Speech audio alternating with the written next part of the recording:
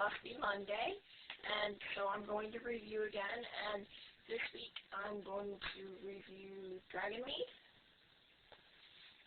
and Bride of Pendorric. It really is hard to tell you what's similar about these two books without giving too much away, but at the same time, there's things about them that are actually opposite in story too. So it's really interesting. I'm going to tell you some of the basics and try not to give too much away. Dragonmeade by Rana Randall. The copy I have was published in 1974.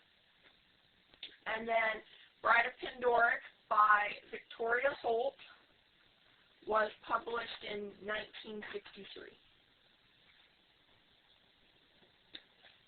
Now, I'm going to give you the basic story for both, basic idea story.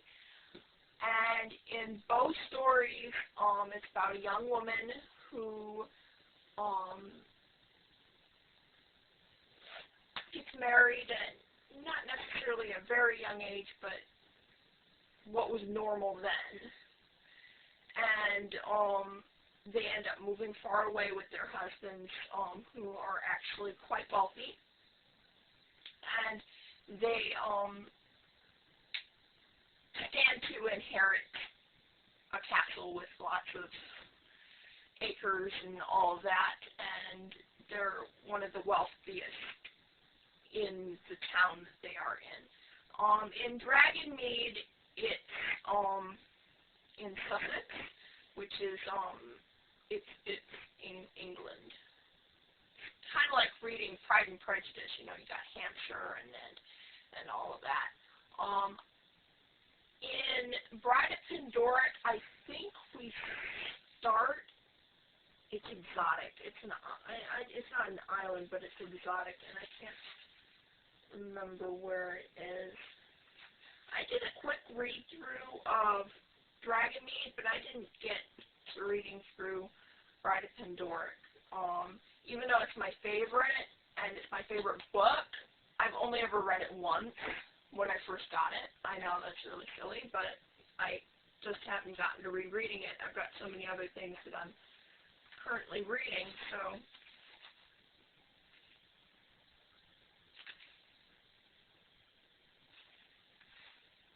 Anyway, it doesn't really matter.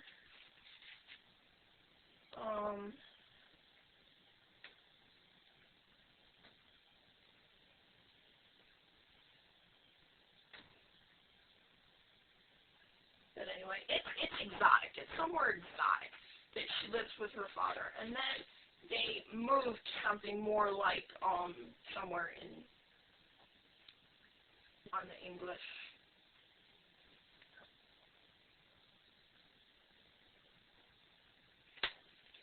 But anyway, so that's the basic idea. They both the characters in both books, they're young women, and they end up getting married and then moving far away to a place they've never been before. And they're actually, I'm not sure about Dragonmeade, but I know Bride of Pendorric is set as a mystery because of how old they are. Technically, nowadays, they would probably be classified in the category of romance because they are on the more romance side, but they're like, let's just, for the sake of this, say they're a romance mystery. And the differences between the two books is the fact that in Dragonmeade, the main character is a lot more trusting of her new husband and the people around her, but at the same time, she kind of goes off as fiery. That's what they were trying to put in her personality. But for some reason, she also turns out to be rather meek around him a lot of the times, her new husband. And so it just didn't come off as well. And I've already mentioned that I really didn't like this one as much.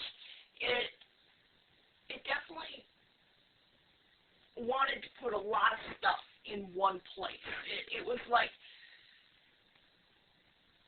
claustrophobic, if that makes any sense. It jammed a whole bunch of plots and stuff into one thing, and I mean, there was just about everything in it.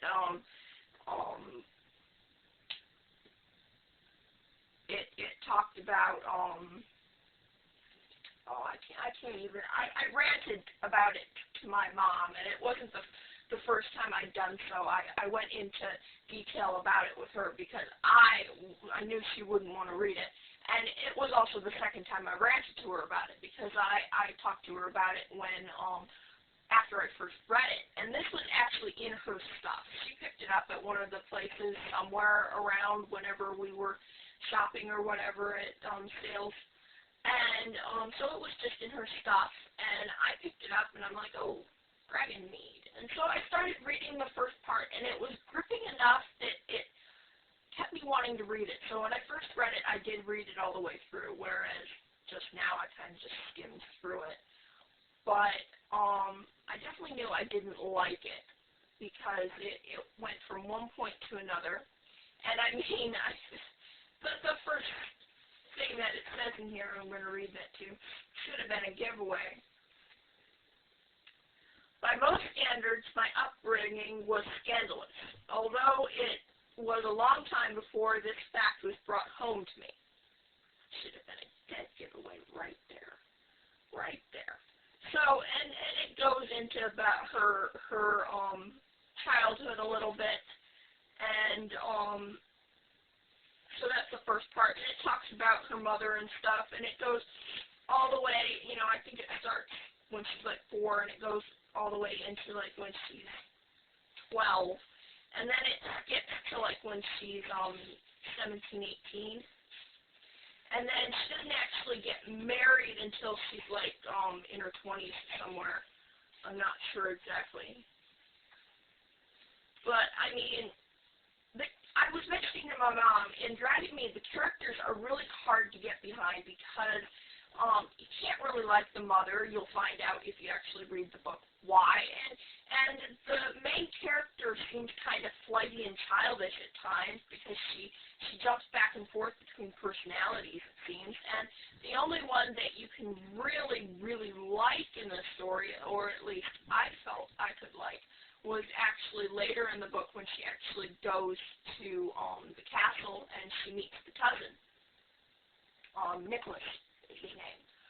I liked Nicholas, but the thing about Nicholas is, unlike some of the other characters, he wasn't as delved into.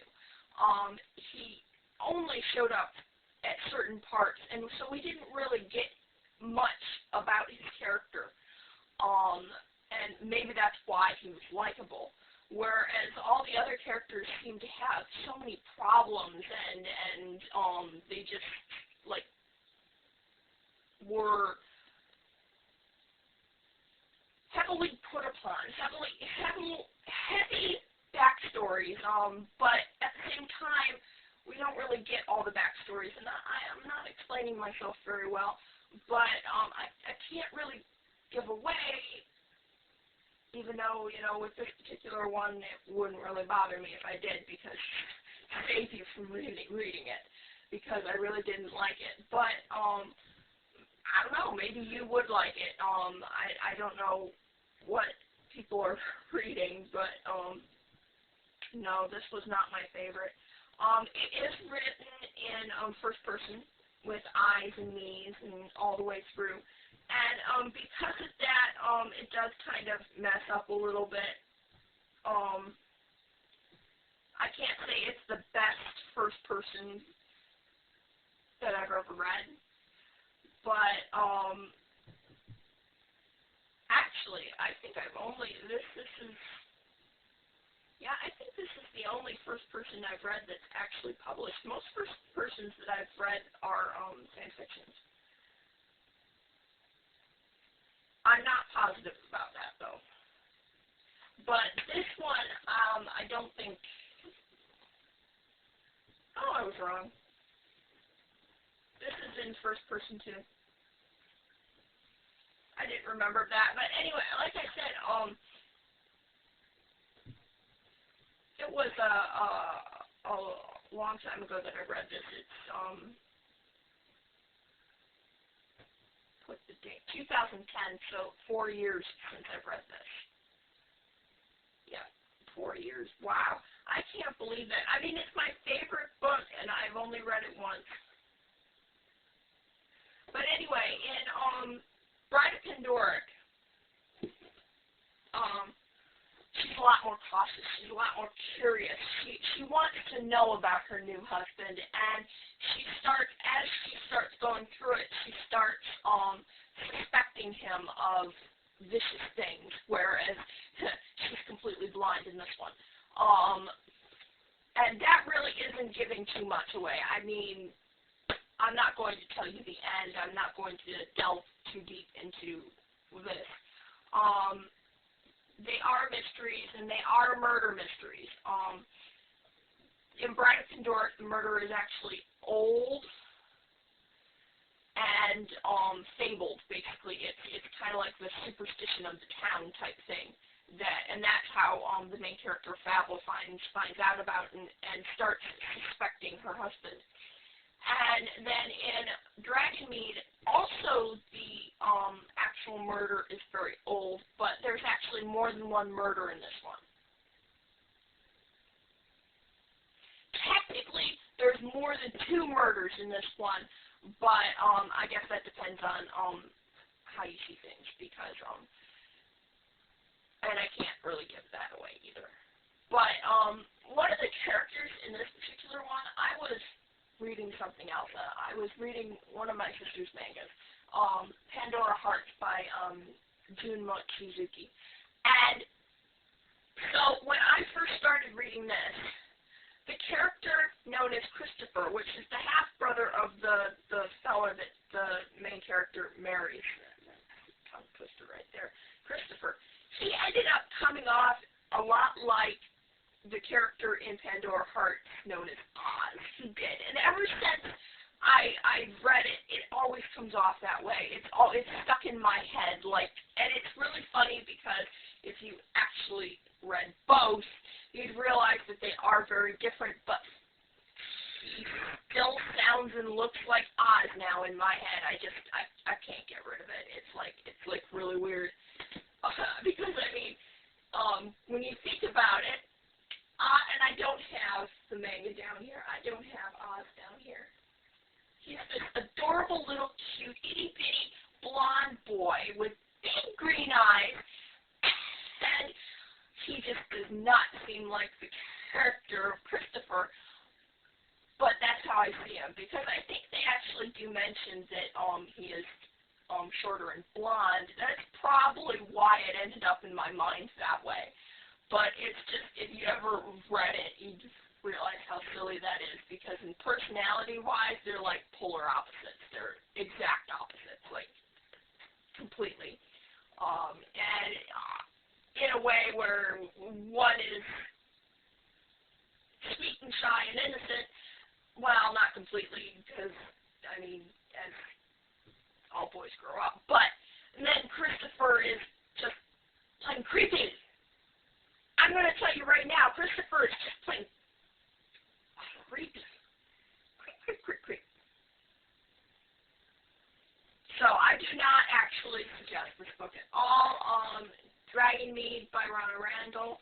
But I wanted to mention the similarities, and they are similar in some respects because, you know, they both have female characters that move away and get married. They both have female characters that start to suspect their husbands, and they both are, did I already say murder mysteries? Yeah, they're both murder mysteries. They're both romances, basically.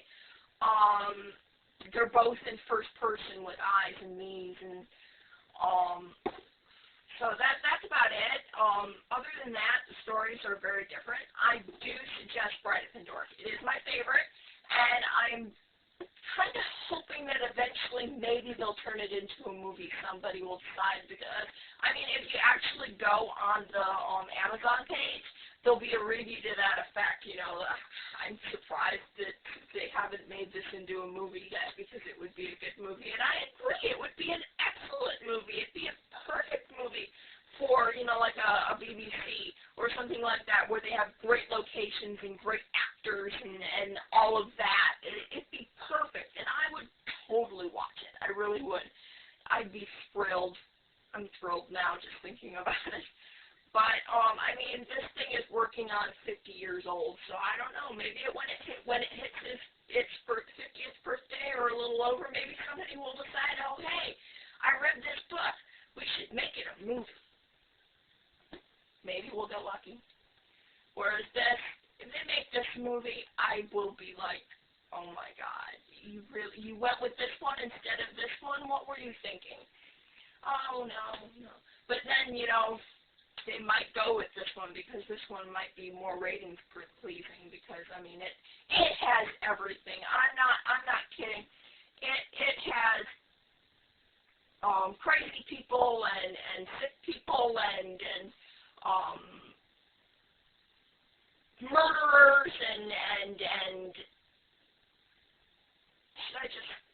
it's insane. It's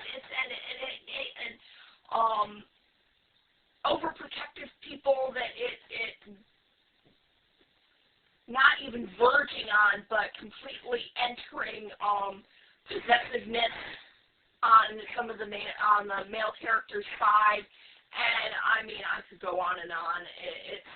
It's one extreme after the other. And I'm not really into reading something like that. I'm not really into watching something like that if they decided to make a movie. I don't even know why I keep it sometimes. Maybe I keep it just to remind myself, oh, okay, yeah, that was terrible. But it ends up on my shelf. Maybe eventually it'll end up. I definitely won't redistribute that one. And I know I'm not the only one who didn't like it, because actually around here it's actually very common to find that one when you go to like the book stuff. And I hope I still got time here. I'm not actually sure. Because it doesn't beep when it's done. It just times out, and it's annoying. But anyway, last week, I forgot to show you guys, I actually got the first volume of Mushishi. And if you can kind of see it, it's a little beat up. But considering the fact that it used to be a library book, it's in good condition. It really is. I haven't gotten to reading it that much, just kind of skimming through it. I've already watched the anime, the first season, and now I'm working on the second season. And from what I glanced at it, I'd say that the anime did a pretty good job of keeping to the manga so far. I do intend to get more of them, but I just recently got this one, and I probably should read it before I could get the next volume. But anyway, and then the other thing I wanted to show you is this. I got a new frame. Isn't it pretty? I know, I got a new frame. I didn't put any more pictures in my old ones, but I got a new frame. Actually, this is the first of many because we went out this week too, and I picked up a couple more. But anyway, we got a good price on them, and this one was a pretty good price too. But that's not just all of it. I mean, look at it. It's pretty, but it also lights up like that. I hope you can see it. It lights up. It used to actually have a shade here because you can actually see where it came off. But it doesn't really need it because it's not actually all that bright. But it's still, it's like novelty. It's like really cool. It's a really cool frame. I have no idea what I'm going to put in this frame. I have no idea. Absolutely no idea at all. I don't know what would work in it very nice. But it sits up here real nice. And actually, too, for smaller books, I noticed earlier that it actually works really well as a stand, as a book holder for like the small ones. And to show you that, I also picked up a bunch of animal art